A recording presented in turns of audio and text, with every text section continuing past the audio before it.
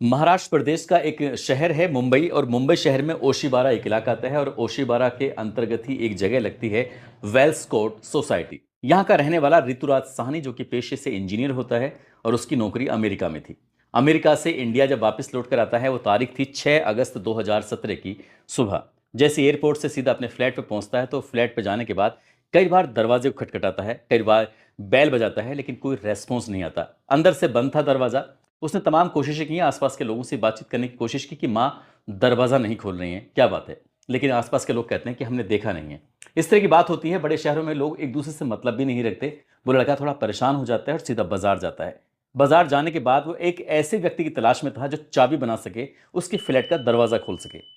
आखिरकार वो व्यक्ति मिल जाता है, उसको लेके आता है, एक चाबी बनवाई जाती है और चाबी बनाने में कई घंटे की मशक्कत लगती है। जैसे ही दरवाज़ा खुलता है, वो अपनी माँ को पुकारता हुआ एक कमरे से दूसरे कमरे, दूसरे से तीसरे कमरे और तीसरे से चौथे कमरे, बड़ा फ्लैट था। माँ को आवाज़ लगाता लगाता वो बेडरूम में पहुंचता है, और बेडरूम में जो दृश्य उसने अपनी आंखों से देखा था, उसे देखकर वो देखते ही रह जाता है। दरअसल माँ की लाश थी, जो कि कंकाल का रूप धारण कर चुकी थी। वो बेड पर पड़ी हुई थी, ऐसा लग रहा था जैसे कि आराम से सो रही है। बस ये बात अब पराई हो चुकी थी, यानी कि इस फ्लैट से निकल के आसपास के लोगों तक पहुंच चुकी थी, और आसपास के लोगों से बात पहुंच चुकी थी पुलिस तक। और जब पुलिस तक बात पहुंचती है, तो पुलिस मौके पर आ जाती है इस मामले की जांच पड़ताल करने के लिए। जब जांच पड़ताल की जाती है, तो ये पता चलता है कि उसकी मां की लगभग 4 महीने पहले मौत हो चुकी थी, क्योंकि वो अकेली रहती थी। इस लड़के यानी कि ऋतुराज साहनी के जो पिता होते हैं, उनकी साल 2013 में मौत हो चुकी थी, और ये मां यहाँ पर अकेली रहती थी। देखभाल करने वाला कोई था ही नहीं।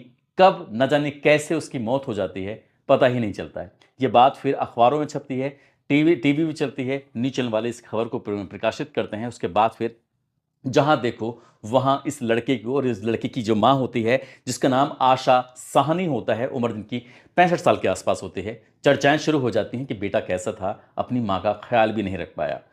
ऐसी ही आज की कहानी है जो मैं आपको सुनाने जा रहा हूं। इस कहानी को सुनने के बाद आप लोग भी सोचने पर मजबूर हो जाएंगे कि समाज से निकलकर कैसी कैसी कहानियां आती हैं जो लोगों को झकझोर देती हैं, अंदर तक हिला के रख देती हैं, सोचने पर मजबूर कर देती हैं।